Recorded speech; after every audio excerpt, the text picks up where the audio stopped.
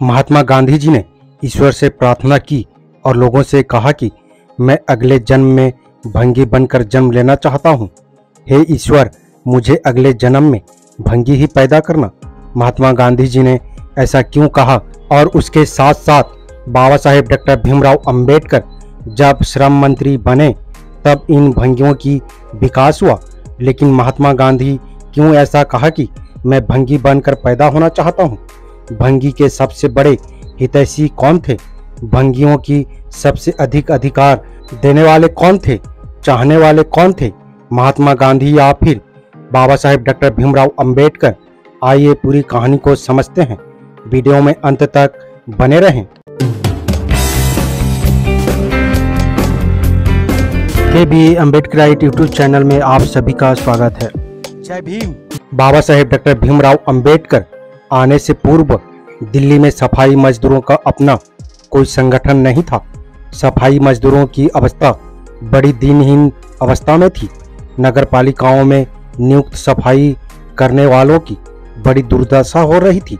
अगर कोई सफाई मजदूर एक सप्ताह के लिए काम पर नहीं आता तो उसे 15 दिन के लिए जेल भिजवा दिया जाता था। दिल्ली और नई दिल्ली के नगर पालिकाओं का यही नियम था। उनकी भर्ती के समय ठेकेदार लोग उनका खूब शोषण करते थे। उन्हें कभी भी पूरा वेतन नहीं मिल पाता था। बाबा साहेब प्रथम मंत्री थे जिन्होंने इन दुखी और दीनहीन मजदूरों की भलाई के लिए कई कानून बनाए और नियम बनाए। उन्होंने नगर पालिकाओं की उस समय प्रचलित काले कानूनों को रद्द करा दिया।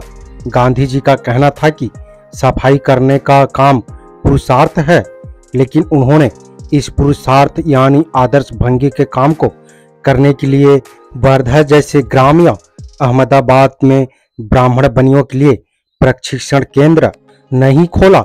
गांधी जी की प्रार्थना थी कि वो दूसरे जन्म में भंगी घर में भंगी बनकर पैदा हो।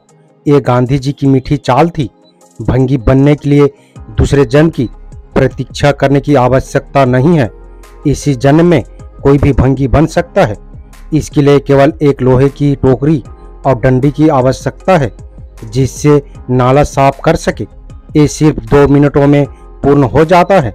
बाबा साहेब प्रथम व्यक्ति थे जिन्होंने इस गंदे काम को गंदा काम कहा और इस गंदे व्यवस्था को, जिसमें अपमान ही अपमान है, त्याग कर दूसरी सम्मान वाली आजीविकाओं को अपनाने का महान संदेश ही नहीं दिया, बल्कि उन्होंने कहा कि वो गलियों में किसी के घर की जूठन कभी ना खाएं, क्योंकि जब तक वो जूठन खाने की आदत को नहीं छोड़ेंगे तब तक उनमें इज्जत और आत्मसम्मान की भावना पैदा नहीं होगी।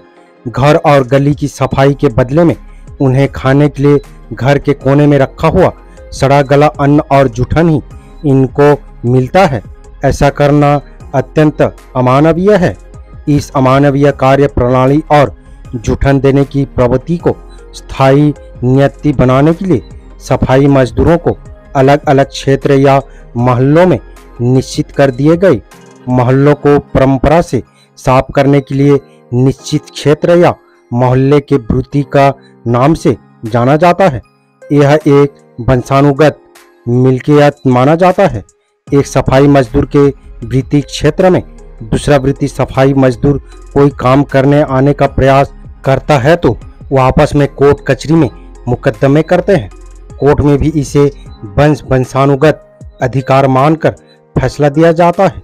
इस कारण से सफाई का काम एक ही अछूत जाति के नाम पर सुरक्षित कर दिया गया है। इस देश में सबसे ऊंचा और पवित्र काम विद्या पढ़ना है, पढ़ाना और बुद्धि बल से आजीविका कमाना है।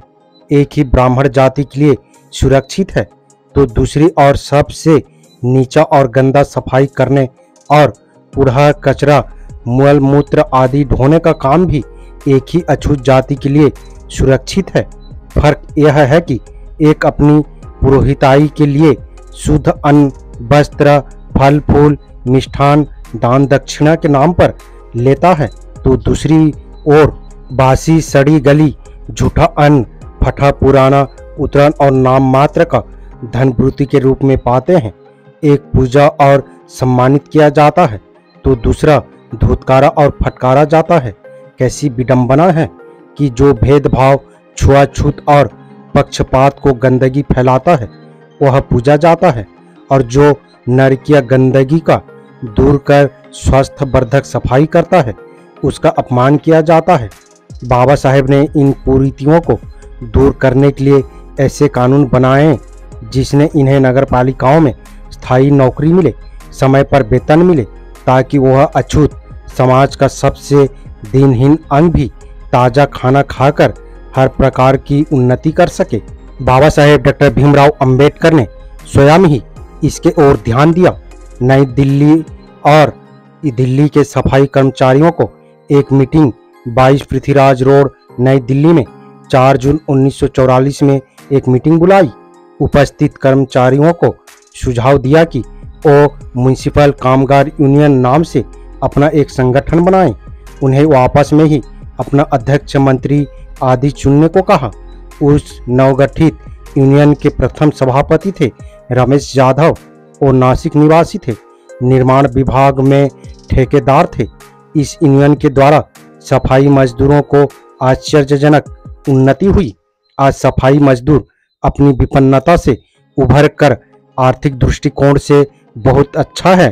पूरी वीडियो देखने के बाद आपको समझ आ गया होगा कि भंगियों की सबसे बड़े हितैषी कौन थे, बाबा साहेब डॉक्टर भीमराव अंबेडकर या फिर महात्मा गांधी। वीडियो आपको कैसा लगा अपने राय कमेंट बॉक्स में जरूर दें। वीडियो अगर पसंद आए तो लाइक करें, हाइप करें। अगर वीडियो से रिलेटेड कोई सवाल करना चाहते हैं तो कर सकते हैं।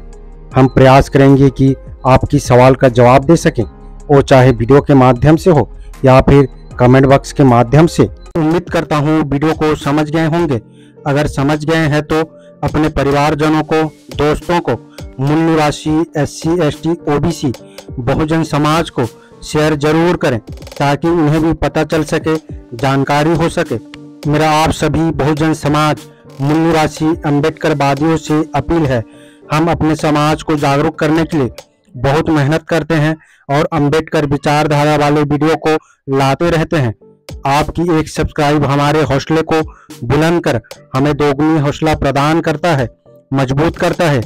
इसलिए आप सभी से गुजारिश है कि हमारे चैनल को सब्सक्राइब करके हमें सपोर्ट जरूर करें ताकि हम अगले नए वीडियो डालें तो आप तक नोटिफिकेशन जा सके और कुछ महत्वपूर्ण जानकारी मिल सके। धन्यवाद। जय भीम, जय संविधान, जय मूल निवासी।